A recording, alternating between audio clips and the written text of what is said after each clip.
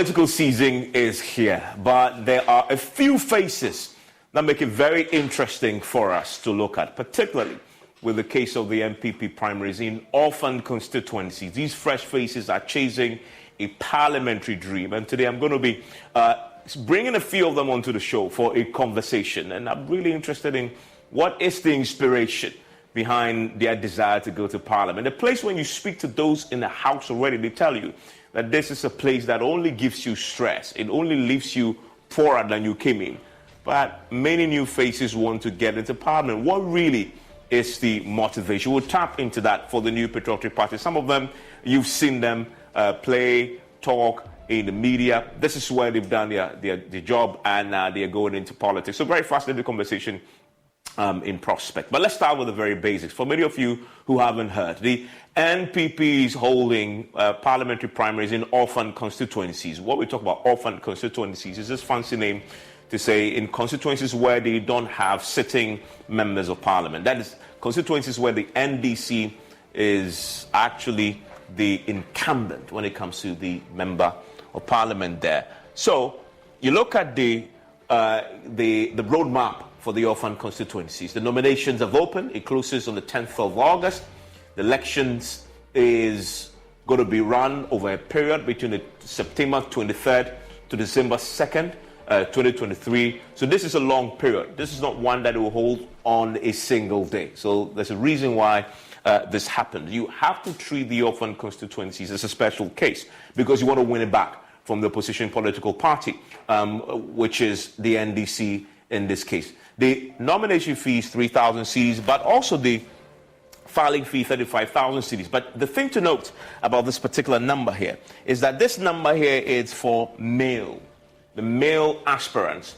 For female aspirants and for disabled aspirants, they pay half of this particular amount here. And the party is very mindful of ensuring that the marginalized minority groups are encouraged and given incentives to compete, women and disabled. So they pay. With no fees or minimums and no overdraft fees, banking with Capital One is the easiest decision in the history of decisions.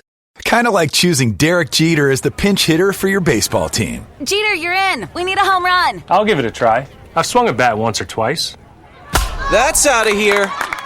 Yep, even easier than that. With no fees or minimums and no overdraft fees, is it even a decision? That's banking reimagined. What's in your wallet? Terms apply. See CapitalOne.com/bank for details. Capital One N.A. member FDIC. Only half of this. That's just the surface of what we are talking about for you. But then, if you look at some of the interesting details that we have, and just to tell you the numbers when it comes to orphan constituencies, you know you have to go to Parliament, right? Because they are 275 members of parliament there. And you know already, per the numbers, that the NPP has 137 members of parliament and the NDC has 137 members of parliament as well. And then there's just one independent who breaks the tie but votes with the NPP.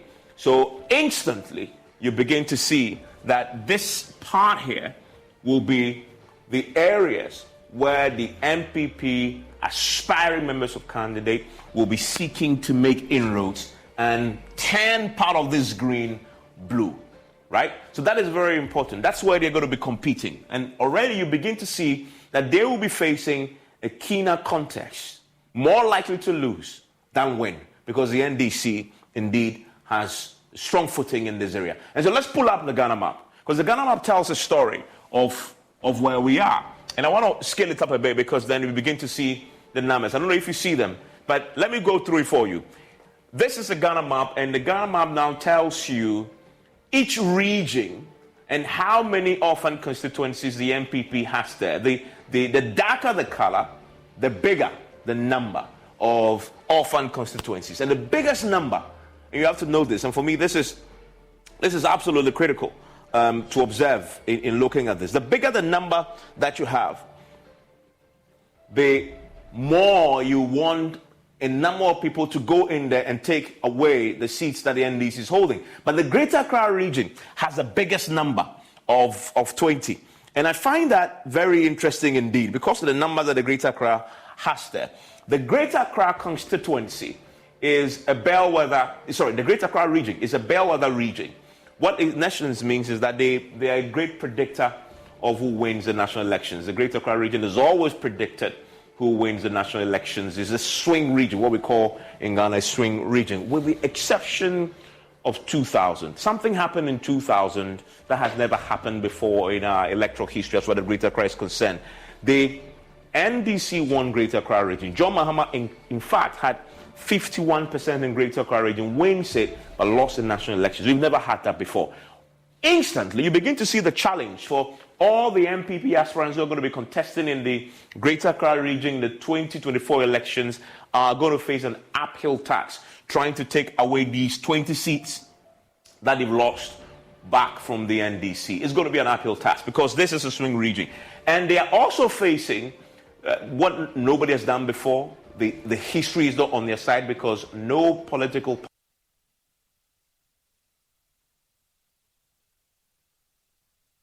So you get to see the conspiracy of issues all coming together to make the attacks absolutely arduous in the 2024 elections, considering the huge numbers they have there. And of course, close by it is the Volta region. The next highest number is 17. And so a lot of them are going to go into the Volta region trying to contest and do an Amewu, for example. And they already know this is going to be an uphill task as well in a Volta region with 17 orphan constituencies. So you begin to see Greater Accra. So when you go to the swing regions, again, let's go to Central. And you see Central here in the middle, because Central then, as you see there, is another of what we know to be the swing region. And again, something very interesting happened. Central region also broke away from what we know to be the norm in 2020. But we expect that both Central region and the Greater Accra region, and that's them, will return to type. Will return to type in 2024. You expect that they will now return, that what happened in 2020 is an outlier. They'll return to type and vote and predict for us what will happen in the national elections, correct? So clearly you have 13 seats there that these aspiring NPP MPs would want to take back from the NDC, and again it's going to be an uphill task because they have history against them. They also have a situation where they lost it already, that region, in terms of the number of seats in the 2020, and they're going into another elections and hoping that these ladies and gentlemen who are picking forms will take it back somehow miraculously from the NDC. They will have to do something really great to win it back. And so that's the story for the swing regions. Western region is the same, 6 that they had to take back. And if you go to the northern part of the country, you begin to see another picture, for example, playing out in the Upper East region there, right? The Upper East region tells the story of 14 that they will hope that they can bring it back. That's where the question of the Bawumia effect will play. And as we approach the presidential primaries, so we're digging into the numbers a bit when it comes to Dr. Bawumia and his effect in the northern parts of the country. And that is beginning to tell us a story of what may happen in the areas, for example, in the Upper East region, where there are 14 orphan constituencies there that the NDC, NPP MPs will want to take back. Which of them will like to associate with Dr. Bawumia, for example, because the strong indications we are getting from the research that we are beginning to drill down on show that he's had a great impact on the party's fortunes since he stepped into the fray with Nana Dankwa Akufo-Addo way back for the 2008 elections. And he's managed to improve the party's fortunes. You can do it before and after. Before Bawumia in the northern regions and after Bawumia, you see the line trending up. Don't worry, that's for later. We'll begin to tell you that story. But then you begin to see which of these candidates, if you are in the northern region, want to take back 14 of these seats, one of the 14 in the Upper East region, would you want to align, for example, with Dr. Bawumia going into the elections and hope to get part of his stardust in the part of the country? Same with the Upper East, Upper West region with 8 seats that they want to get out of that particular place. So very interesting dynamics indeed we expect to play out in elections that the individuals are now going to contest in these orphan constituencies. But then we need to look then at the faces, right? These faces are pretty interesting. These are Haji Rashid Bawa. He's Ghana's High Commissioner to Nigeria. He's picking up a form to contest. Also picking up a form is Eugene Ahin. And you know Eugene Ahin. Eugene Ahin is the Director of Elections, Director of Communications, rather, at the presidency. He's been there for a while. He's decided to go and pick forms that's seeking to contest in the Wotu-Senya West constituency there in the central region. One of those who's going to face an uphill battle because of the very unpredictable nature of the central region. And he's going to come up against, indeed, if Mr. George Anda decides to go again, he's going to come up against him in the primary. So already you're beginning to see a very interesting contest, expected to be played out in that particular part of the central region, the Wotu-Senya West constituency. And then Jefferson Saki, who, by the way, was my colleague here at Multimedia, also picking up forms to contest. He's a Deputy Director of Communication. So both of them, the director and his deputy, are picking up forms. Where is he going? He is seeking to pick up that seat in the Ablekuma Central. But he first must win in the primaries to cross this particular hurdle.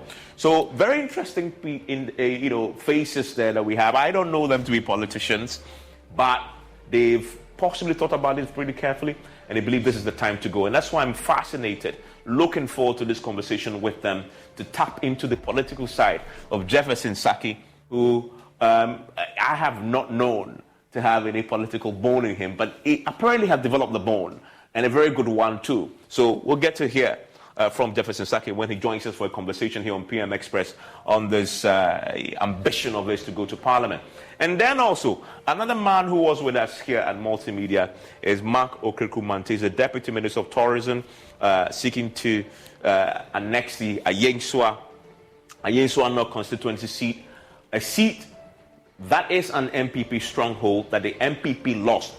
I bet so far in these known faces, he has the simplest of tasks relative to the others, right? Because this constituency is a stronghold. I'll demonstrate that for you, a stronghold of the NPP, and they lost it very close margin in the last elections. And then we have Okraku-Mantey, who, of course, also going to be my guest tonight, seeking to contest in Adentan constituency. This is my former constituency, and everybody knows Adenta is one of those unpredictable constituencies in the Greater Accra region. Another swing, they really do not suffer fools, and that's one of the areas that she's going, the Deputy Chief Executive Officer of the National Youth Authority. So very interesting faces.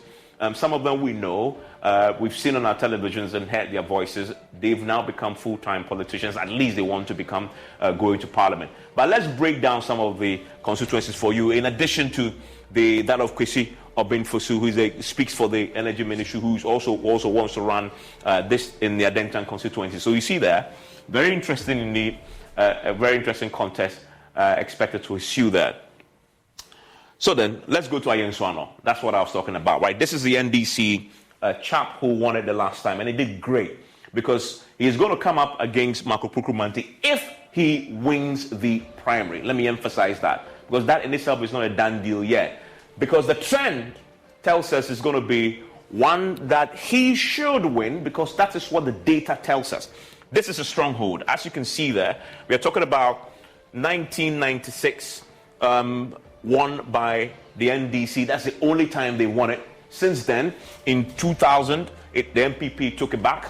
In 2004, NPP won it again, and they kept increasing the margins. It dropped slightly in 2000, of course, with the what happened in national elections with the runoff. And then you go to 2012, NDC loses that seat again. NPP wins it. And then you come to 2016, NPP wins it massively with 54.4%. And then something very interesting happens in the last elections when the NDC wins it. Very tight, close margin. Inseparable indeed. 47.3%, 46.7%. So if you look at the trend in the history, this is a stronghold for the NPP. So if he wins the primary, we expect that he has the probability of him winning in this place, if he wins the primary, is pretty high indeed. And then you begin to compare what he's facing there, pretty easy compared to the others. Because Jefferson Saki is going to come up against the incumbent Dan Abdul Latif in that constituency there in Ablekuma Central. What is the story there as far as the trend is concerned? This is one of those constituencies you can really not predict. And this tells you a story, right? Because if you go back to the years, 1996. Great predictor of the national elections, by the way. You see the 1996, the NDC at the bottom there. You see the 2000. For 2000, you see the NPP winning that they wanted. If you go to the 2008, again, NDC wins the national elections. You come to 2012, NDC wins it, they win the national elections.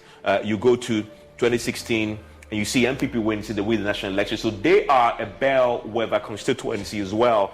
You come to 2020, and again, NDC wins it marginally, very, very, very close indeed, and it has breadth difference there. And maybe Jefferson believes if he wins the primaries, he can flip this into a victory for the party. But can he? But you see clearly this is going to be a challenging one for him going in there. He believes he has what it takes. But then the final one I'm going to look at before we sit for a conversation, the Okraku-Mantey constituency, where he's seeking to become the member of parliament if he wins her primary, also the Adenta constituency. Same story. Adenta is one of those unpredictable ones as well. This gentleman here has proven to be a very formidable force in that particular constituency, as we saw in the NDC primary. So it's going to be tough if she wins because of the penchant of the Adenta constituency to also predict very accurately who wins the national elections, as we've seen there in 2012, 2016, and of course the 2020. The NDC opened up this margin very widely there, and so she's going to come up against a great politician. Young came in, many said was green, but has cut his teeth and has learned the ropes pretty quickly. So that's what we have there. And all three of them will join me for a conversation. Okraku-Mantey is the NPP Parliamentary aspirant for Yesuan, as I said, Jefferson Saki and Madam Menu all joining me for a conversation. You want to stay with us. After the break, we'll sit for a chat. And remember that PM Express is always brought to you by Cherry Tree Properties. We develop spaces as though we're going to occupy them ourselves. And Syntex Tanks, it is strong, it is tough. Alomo Bitters experience greatness in every moment. Then the Ghana AIDS Commission. Details after this.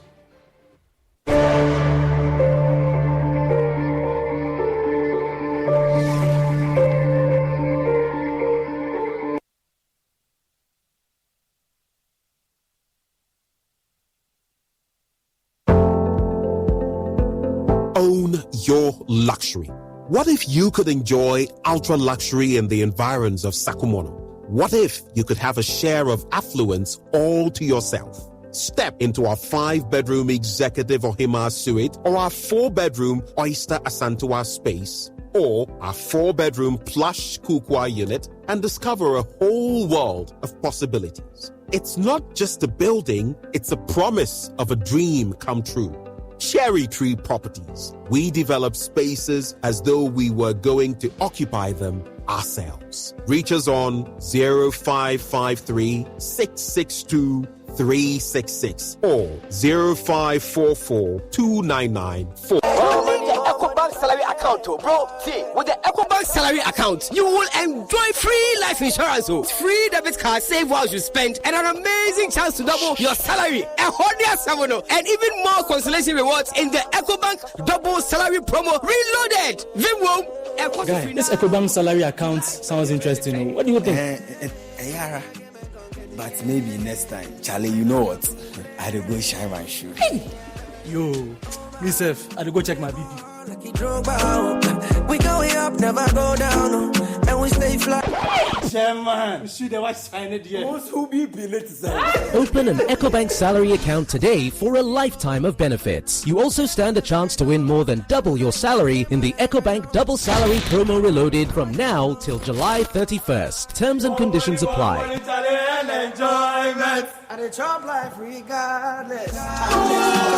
promo is under the supervision of the National Lottery Authority under the Caritas Lottery Platform. The Pan-African Bank. Daddy, this tank is big. Yes, that's true. It can store a lot of water. That's so true. Wow, it has a working tortoise on it. That's so true. I can see S-I-N-T-E-X. Syntax. That is so true, my daughter. When it falls down, it will spoil. That's not true. But why? Hey! Syntex was the first to introduce double-layer tanks in Ghana. Syntex again was the first to introduce white inner layers in Ghana. Syntex gives you the biggest warranty, 7 years. No matter your water needs, Syntex is the answer. Syntex tank. Are you strong? Are you tough? Can he tee up someone in red? In it goes to one! That's who goes for. I got 5 Champions League. You want to know? I be the real goat. I'm the real goat. The left magician. Who is the goat? Ghana Jollof or Nigerian Jollof? Ghana Jollof has no co-equal. The smell alone. Oh my God. That shit. You two they lie, eh? Now the same stew when they use cook the rice and then they go put them for top. Hey! You are lying. Ghana Jollof.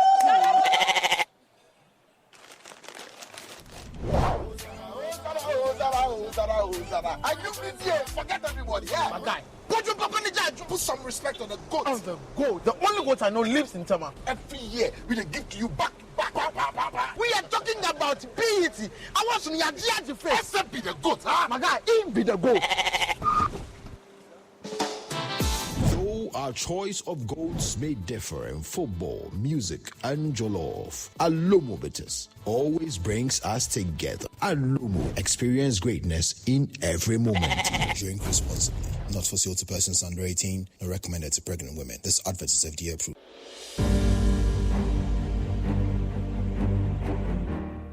My name is Tina. I am a person living with HIV. I got to know my HIV status after I gave birth and lost the child because of HIV. In those days, prevention of mother-to-child transmission services had low patronage due to fear and stigmatization. Today, many HIV-positive women have delivered negative children. I follow the guidelines and take my HIV medicine called ARVs every day, as prescribed by my doctor. This makes me strong and healthy, and also prevent me from passing HIV onto any future child. Please, avail yourself for PMTCT services when pregnant. It is the only way to ensure you do not pass the HIV onto your baby during birth or pregnancy.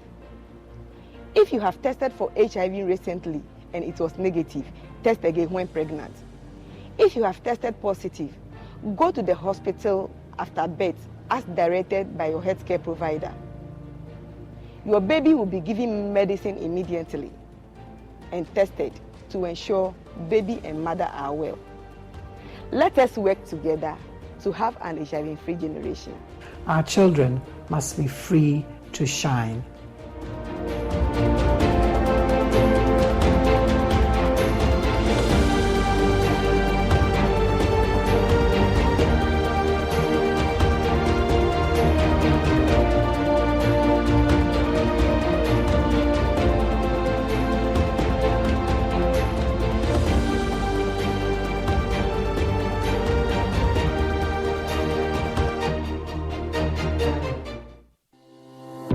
Crystal clear and thrilling podcasts and live shows, download and listen to us on Apple, Spotify, TuneIn, Google Podcasts, MyJoy Online, Amazon services like Echo, Amazon Music, and Audible, Stitcher, Adom Online, Overcast, and Pandora. Take note of everything. Sign up for the multimedia digital platforms now to stay updated.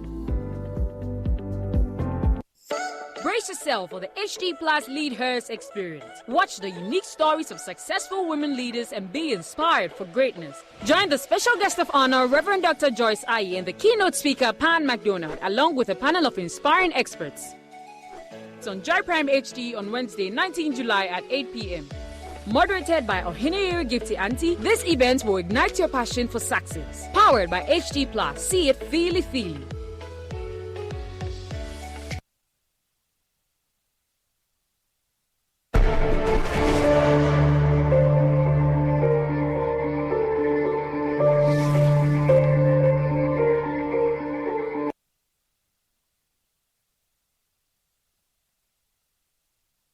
And thanks for staying with us here on PM Express. I'm looking forward to this conversation. People I've known in my professional work as individuals who I can't imagine do have a political bone picking up forms to contest.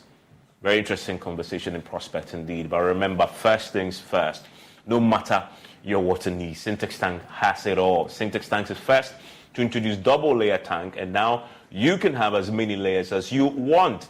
Syntex Tank is first to introduce white inner layer tanks in Ghana. We now introduce you to the customer specs order, which lets you order any color and size of preference. Syntex Tank gives you the longest warranty of 7 years, which no other tank gives you in Ghana.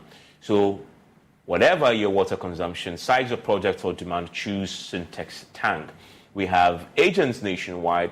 Call them 0244 335 168 or shop online at syntexgh.com. Syntex Tank, a strong, a tough. And then Territory Properties. I like Territory Properties because they talk about passion. Passion is everything. Thinking about buying a new home, talk to those who build with passion. Sloane Square is a new gated community development at Sakumono, developed by Territory Properties, a one-of-a-kind, well-planned luxury you have never experienced. Contact them on 0553 662 366. Territory Properties, sophistication and class. 0553 662 366. Well, joining me in the studio right now is Jefferson Saki. And Jefferson Saki, once a colleague, always a colleague, they said. Yes. I mean, when you belong to the fraternity, you don't necessarily just drop out and disappear. So you're still a journalist, but now you're a politician. So I'm getting to ask you the questions now, but thank you for joining us. Also joining us shortly will be Okraku-Mantey. He's currently the Deputy Tourism Minister, also used to be a colleague here, but also picked up forms, I understand, to contest in the Ayeswano constituency.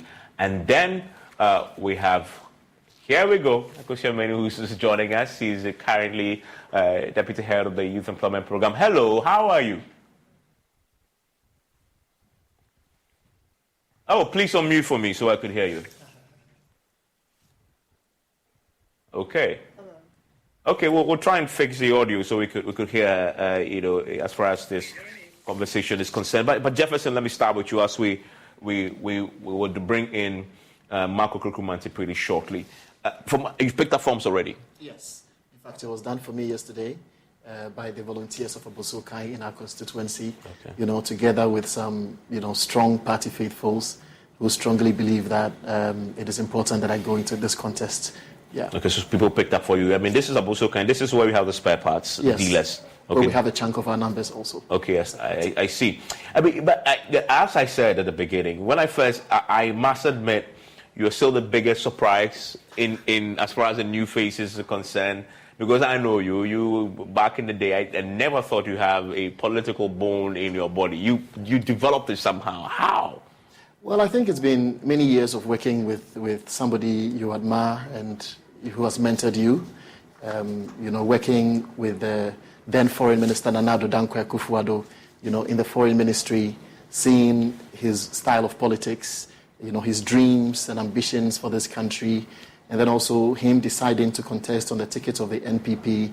Remember the elections of 2007, the primaries, and then after that, resigning from the Foreign Ministry and joining him on the political campaign trail, presenting Nana's diary then, which was actually projecting the good policies of the then John Agyekum Kufuor government, telling the stories of, then candidate Akufo-Addo and all that. I think traveling across the country, seeing the plight of the people and how, political power can change people's, sort of plight, gave me the courage to be able to, think of the future and then find a very smooth way of transitioning from journalism into politics. So if you ask have you always had the ambition, or was there a point where you made the decision, this is the moment to flip? Because even in 2016, 2017, when the government first came to power, did you hold ambitions of becoming a member of parliament in those early years? No, I never thought of doing that. Okay. So when did you make the decision? I think it came as a calling, basically. It just dawned on me,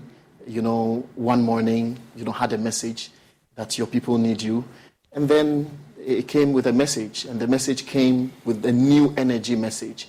And then I knew this is exactly what the message was all about. To go to my people, find a way of, communicating with them, listening to their plight through the political agenda, which I've been serving all these years, and also, get into active politics. So this is how the journey has started, and I think I have not regretted it. It's been amazing so far.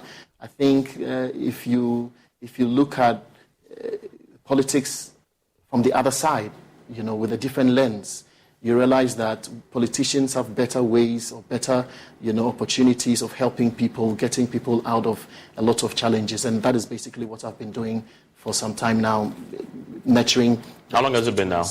I think it's been a little over 8 months now, nurturing my constituency. But before then, within the political party, while I've been in Latibiokoshi all these years, I've lived in Bochwi, in Bemwete, and all that. I schooled at Seven Great Princess That Academy. Reminds me of your Latibiokoshi experience. Yeah, and all that. So everything that you have to do within the political party, organizing cleanup exercises back in the 2020 elections, paying for it, using your media, skill and should I say your professional background to help your political party, and that is what it's been till now. Stay with me. Let me bring in Akusha. Akusha, what's your story? I mean, I must admit, I saw you, of course, with the former, of course, the First Lady in the office, and then, of course, you became the Deputy CEO. Have you always had this political bone, or just like Jefferson here with me in the studio, this is something you had to develop in the last few years? I would say that, and first of all, good evening to your viewers, and good evening to my brother Jefferson in the studio. Back to political leanings. My first exposure would be running for SRC secretary when I was in Legon, University of Ghana. And I always say that experience is literally a subset of what we observe on the larger political platform, which is national politics. After that, there was no real interest in doing frontline politics. But in 2016, through volunteering, I came into contact with Her Excellency, Mrs. Rebecca Kufuor, and I had the utmost pleasure and, of course, a blessing of having worked with her. And I would say that most of what I've learned in the past couple of years has to do with how she addresses issues or solves problems. And it sort of gave me an idea of how to actually do the politics and be people-centered.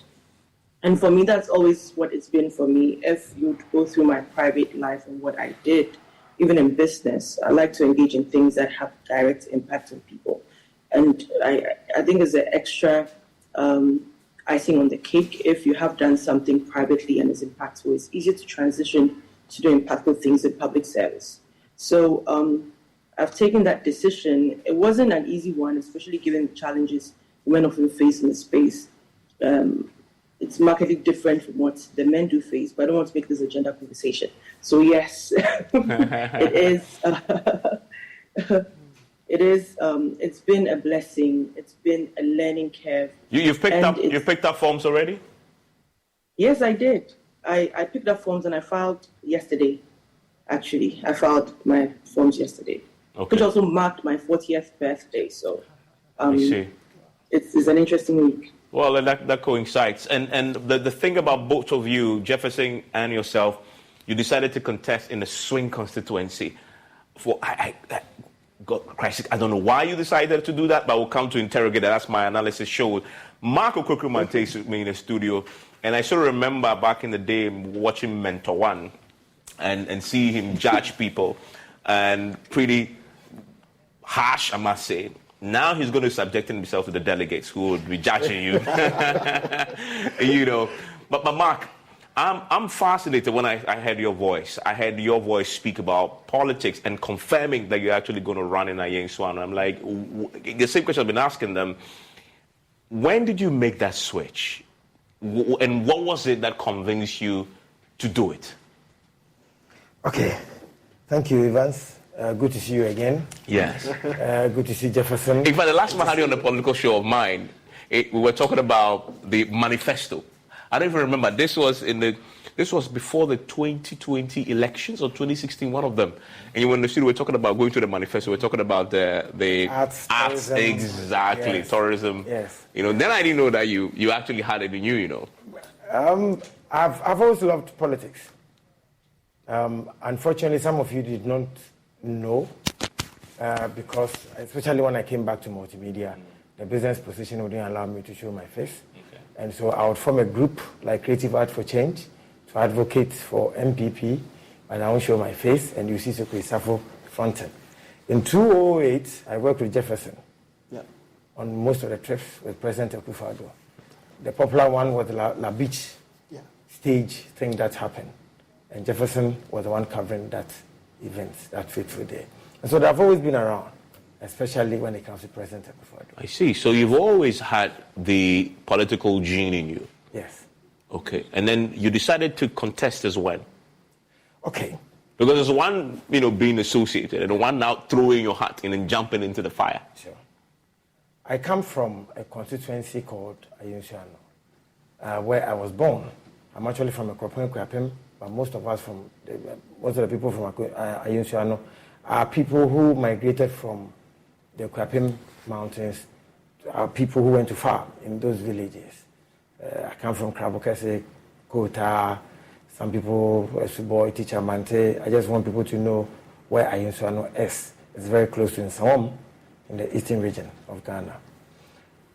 After election 2020, I wanted to engage my MP who lost the seat to find out why and where we went wrong. He was not forthcoming with information. We still wanted to support, but at a point in time, when I used to work with you at Multimedia, there were some young men who used to come around to tell me that I must begin to consider Ayunsuano. At the time, I wasn't too sure about it. But I didn't see myself fronting. So when we lost in 2020, and my engagement with the MP, I noticed that the PR wasn't too good. I noticed that the constituency had a challenge with this type of leader. And so my people wanted me to come on board. Most of the time, I was surprised when I heard Jefferson saying that he didn't get people calling him to come on board. But most of the people in Parliament, it is the people who will call you and tell you that we think we need you to come and do this for us. And so I was called, I was motivated, influenced by some people in the constituency. I did my own SWOT analysis, whether I have enough energy to go forward. It is not easy to take this decision. It is not. What makes it difficult? I mean, it's time consuming. You are used to your old life. It comes with new environment, new life. You are not yourself. Now you are serving a whole community. And so you must change your way of thinking, your worldview, and then especially those of us from showbiz. That's not the place to go and play stardom, So it took a lot of time, consultation, engagement with some people, as role models who would advise you, direct you, whether you are taking the right decision or not. Finally, we settled and said, we are good to go, especially when we got some of the people in the constituency who believed in us and said, we are going with you, we are driving you forward. Let's look at some of the specifics. And your constituencies are all very different. And the Jefferson and Akosua, you are in swing constituencies. You need to explain to me, and I did analysis that your constituency will always, a bellwether constituency, it will predict the ultimate winner. Those constituencies are unpredictable. You can't rely on them. And then in addition to your challenge, you are also now facing the eight-year curse, right? Nobody has done it before. Of course, your party says they're breaking it. So why did you choose, of all the constituencies in the world, Jefferson, choose that constituency, Ablekuma Central? Well, it couldn't have been any other constituency than a constituency that you've spent all your life, lived all your life. And that is the most important thing. The perception that Ablekuma Central constituency is a swing seat is what I bet to differ in a way. Because I think after CS Crab, we had Okraku-Mantey. Okraku-Mantey was able to, he was able to hold the seat on 3 consecutive elections, until Tete Chai took over from him in the 2008 elections, obviously, because I am very sure and confident that if he had contested again, I'm talking about Okraku-Mantey, perhaps he could have won, because the party changed its candidature to Honorable Saba. We lost that particular election. After that, Tete Chai won 2 consecutive elections. And then we had, in the 2016, a strong wind of change that blew across the country. We had Honorable Ebenezer Nate holding the seat. Unfortunately, in the 2020 elections, we lost it. We lost it despite all the many, developmental agenda that government had set, and the many, infrastructural development that was going on in our constituency. An interesting point you make there, and that in 2020, again, they voted with Greater Accra. Yes. And the first time Greater Accra votes for the losing candidate, but ends up in the opposition, if you know what I mean. Yeah. It always voted for whoever wins elections. Yeah. And your constituency actually voted for the party that won Greater Accra, but lost the ultimate. So it's been very consistent in telling what is going to happen in Greater Accra reading. So when you were thinking about it, obviously you have analyzed it so well. Yeah. Was there a part that scared you? I don't think so, because I think the dynamics in our constituency is quite clear, that if you have a candidate who is appealing to the people, a candidate who is able to break beyond the natural lovers of the New Patriotic Party into the NDC, you are able to get more marks. Because you see, in 2016, we won with about 6,000 or so margin.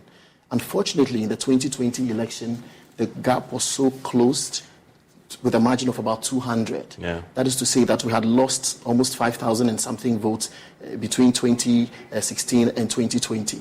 And I think that it could be an issue of a candidate who perhaps, I'm not pretty, I don't want to use the word, maybe a candidate who perhaps was not reaching out to the people, maybe not listening to the people in one way or the other. And so my belief is that if we have a candidate who is able to cross beyond the borders of the New Patriotic Party into the NDC, I think we should be able to get some numbers and then win the seat. I can assure you that in the 2024 election, we are going to turn Ablikuma Central from green to blue. Okay, we'll see. I mean, the stats and the history says it's not possible. I mean, but those are stats and history. I mean, those are statistics. So, yeah, I mean, let me bring in Akusha. Akusha, you have the same problem. Why did you choose Adenta? Well, it was an easy decision. I've been here over a decade. I've contributed to its progress. I've nurtured the constituency. And I've listened to the needs of the people. And the people are saying that they've had male representation over the last couple of years, and they've never had a female leader. And it will be interesting to see what it would be like to have a female lead. And for that, I believe it's very, very critical to pay attention to that and then to work with what they want to see. If you take the facts also supports that despite, giving the conditions, it should move back to the NPP. But it's not a given. There's a lot of work that has to go in. And of course, I would never underestimate our opponents on the other side, because it's the first time in the history of the other party to have retained the same parliamentary candidates as compared to a change they experienced back in 2016. And Adenta is, like you said, unlike Ayenswano for Mark, there's nothing like I come from Adenta. It's literally a lot of settlers, but there's that vibe, or there's that notion that they want to not necessarily even get anything from you, but they want to see you. So if you look at what goes against candidates, you'd be doing the developmental work, but if they're not seeing you in community engagements or interacting with people, be it monthly or quarterly, whatever arrangement you have, it works against you. So I could, in terms of road networks, so for instance, the former MP did a lot of work when it came to roads, yet he was still punished for one reason or another. Absolutely, yeah. Those are internal dynamics I don't really want to, open up on the conversation tonight. But it is ripe for the taking. It's not going to be easy. And for the NPP, internal contests are very, very rough. But it's important that, and for me, it's really crucial that we run a clean campaign so that we can all come back together and fight for the greater good. And I just heard a murmuring among all of you when you said for NPP the internal consensus is very, very tough. I'll come and try and peel the layer and try and test why all of you seem to agree that is the case. But let me come to Mark. Mark, yours is cool chop, as they say. Yours is cool chop. This is the traditional, the stronghold. What happened in 2020? You can call it an outlier. Something just happened. I mean, the trend says you won this handsomely. Even when you've lost in that last election, it was close. Yeah. So everybody says whoever wins the primary wins this. So in fact, just like the voter reading for the NDC, you just have to win a primary, and you can go to bed. You agree? Yes, somehow. These days, we don't get too comfortable thinking the way you're thinking. Yes, because I'm sure in 2020, if the MP at the time, I'm sure if somebody had, once here had told him that he was going to lose, he would have said the same, oh, this is a crucial for us. Yeah. There's no way the NPP will lose at Ayensuano. We were all surprised when we lost, but there's history to that. There is a perception that our candidate was arrogant or is arrogant, and research showed that he was going to lose. Again, it was our best foot at the time. So we pushed them forward. Unfortunately, that happened. It is obvious he was becoming unpopular because we led 6,000 plus years ago. Yeah. It kept dwindling over time. And then the 6,000 plus became minus 241, which means that the candidate is the problem. So we just must change the candidate. And like you said, with a little effort in the constituency, I'm sure the NDC rep knows that he's just warming the seat. Yes. But then let me try and put a bit of spanner in the works there. How are you dealing with the fact that 2024 is your 8th year? The problem that I put to all of you. Yeah. And sometimes in 8 years, in the 8th year, you have tsunamis. And that, when it sweeps everybody. Even safe seats become unsafe. Yeah. We saw that in 2016 for the NDC. It just swept everybody away. Do you have all that fear, considering that you are in your 8th year, the economy has to recover, you still have some time to do so though, but the temperature right now and all the indications say there's going to be a very, very tough election for you? We are not underrating 2024. No. We are not. The slogan or the jargon breaking the 8th, we understand the gravity of what we are going in for. We, like you said, it's always been a loop of 8 years. Yeah. You go 8 and then you lose it to the next party. But it doesn't also mean that it's not doable. I said that nobody has done it before. Yes. It's the 8th year case, nobody has broken. Yes. So it's supposed to be a motivator instead, to push us to work harder, to turn things around as quickly as possible, so that by 2024, first quarter, things begin to look better. Again, we are not, if you ask me, I still have electricity in my house. It's not as bad as 2016. Yes, we all know the external factors, the macro environment that came to haunt the whole world, not just Ghana. They are telling us that we shouldn't say that because it cannot be true. But as a business student, we were taught micro environment and macro environment.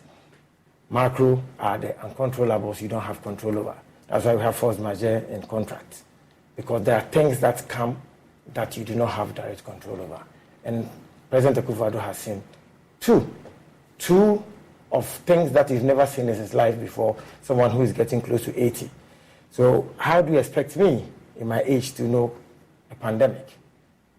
Russia, I've always read about wars in the books, but I've never seen war in my time. No, but you must have seen the Iraq War. You must have seen Desert Storm. Somehow, yes. Yeah. And so, but back to back. Right after pandemic, you see war of this nature. And so I think we've done some good things that we can show. Even just in my ministry, tourism, arts and culture. I'm not sure in the history of Ghana any at that president has done better than President Akufo-Addo. And so when it gets to the right time, we'll tell the world. I'm sure when we are able to... we'll be fact-checking that, right? Yeah. You used to work here. He used to work here. He knows we'll be fact-checking that. Yeah. So, you're preparing. Yes, Jeff. It is basically because of, your question that I strongly believe that we need candidates that will be very appealing, to the electorate in 2024. Obviously, 2024 is going to be an uphill task. No two ways about that. Of the usual voter apathy would set in. For example, in Ablekuma Central constituency, the most important thing is that you have to win the primaries. That's the key thing. The upcoming primaries before you even think of becoming, for all of you, and all that. Even more so for Mark, because for you it's still uncertain even with the primary. Because basically, so his will be even more keenly contested. Because everybody else, in your case, it's 50-50. I'm going into a contest where this same person has won 3 consecutive, primaries within the party. Unfortunately, gone into 3 different elections, lost 2 and won only 1.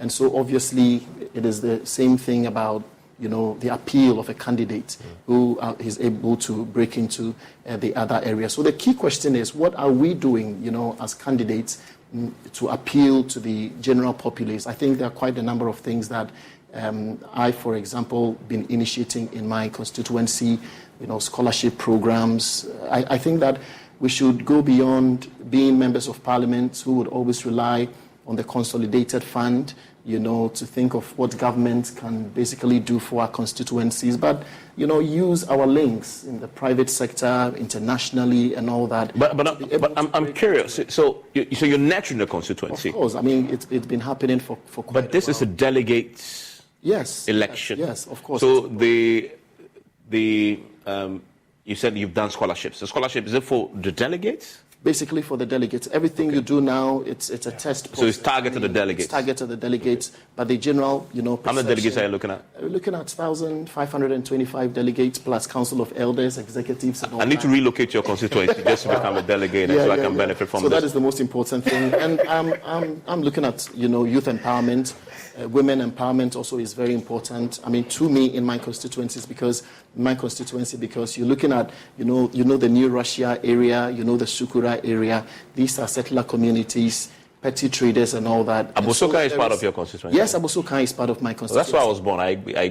Really? I was born in But this. Long ago you used to say this, And so I think it is important. I have developed, an Obatampa JDA for tour, which is the Jefferson Care Women Empowerment Fund.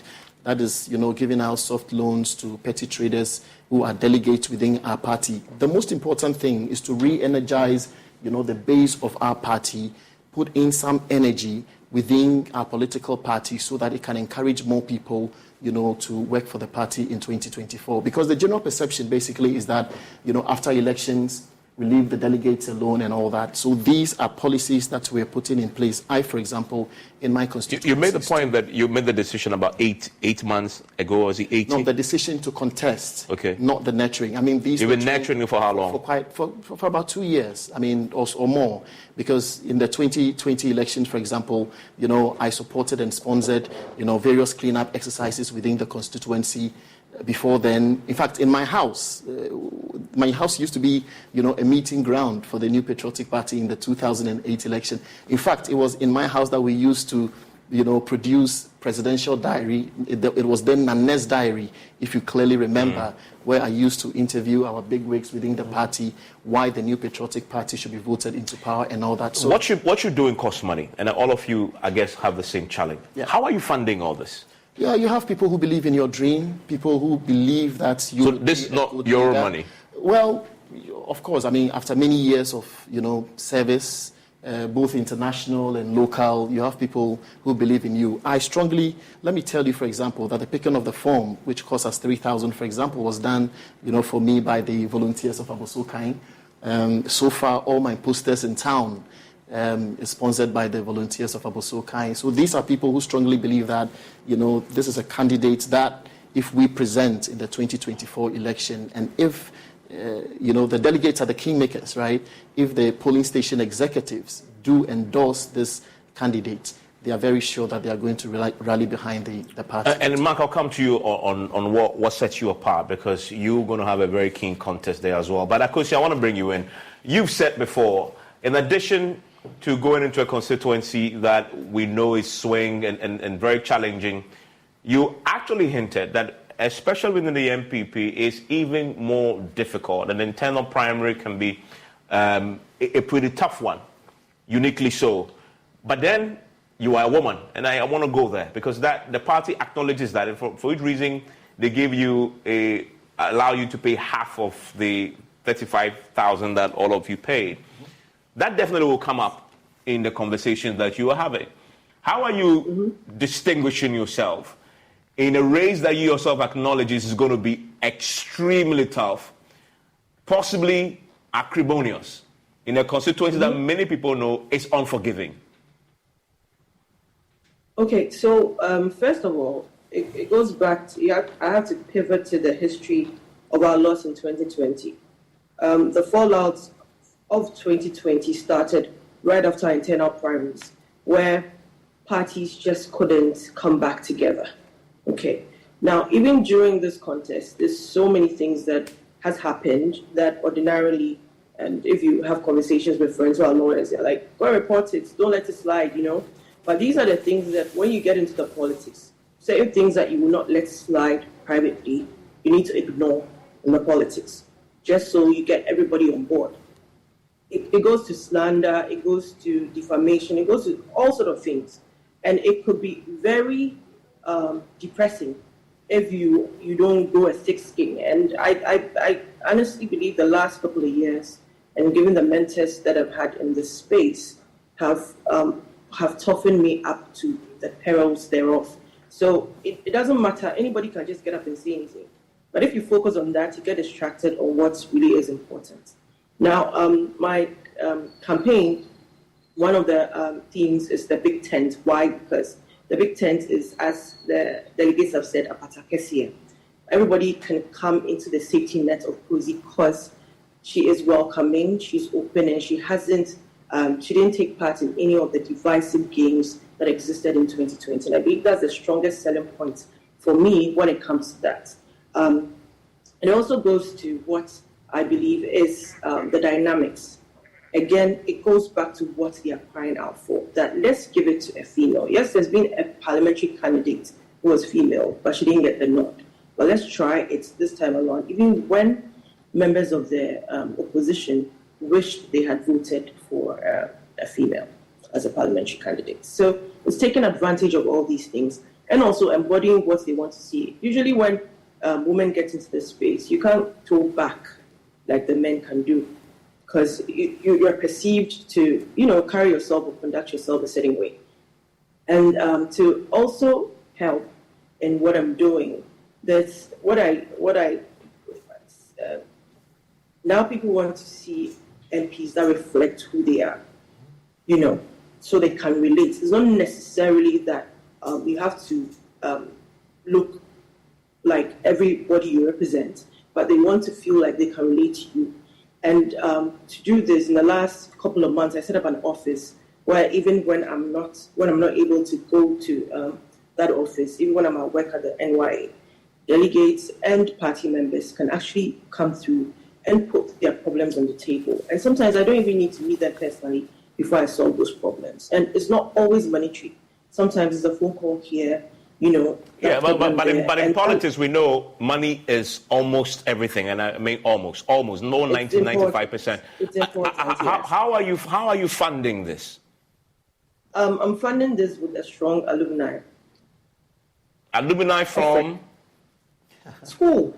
From my mates, yes. My old school mates, yes, that's one. And of course, there's when you're going to run in a campaign, you literally have to have a template. It starts with everybody you come into contact with, that you are friends with, or You don't have to exclude anybody. There's a whole book on it, actually. As in those people you meet, the expectation that they will contribute to your campaign? Yes. No amount. But I thought the opposite is true, that once you say you're contesting, when I meet you, I expect you to, rather give me something. No, it's not necessarily that way. There are people who would see you and not want a dime from you, but would want that you represent them. They feel that, you know what, I like how you look, I like the way you speak, I've been following you for some time. And for me in particular, I believe that my work in the media space, speaking for the party, has endeared me to people I'm yet to even meet. So it helps in the engagement.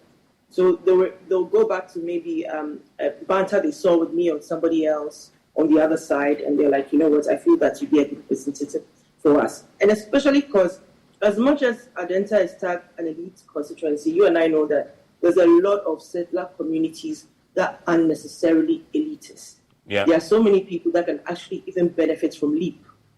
But because it's couched elitist or middle class, they lose out on all these benefits that come from government. And sometimes it's that little, paying attention to that detail to solve these issues that warms them up to me. Anybody that I've met, members of the Zongo community, who have been excited about my candidature, they want to help me get the nod, especially in the primaries and beyond. I've met women, young, old. The young people are saying, you know what, I believe that we've watched you over the last couple of years, and you've been consistent in serving the party, and I believe you can do this for us. Yeah, I mean, I'm really fascinated to hear that, Mark, there are people in this country who actually will be contributing to your campaign.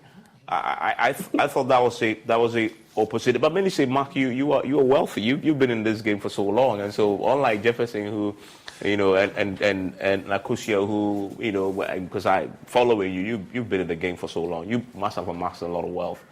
And build a chest. For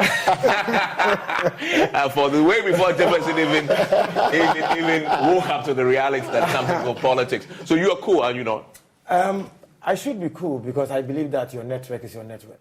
Okay, so you rely on your network that you built over the period. Yeah. But how daunting has it been?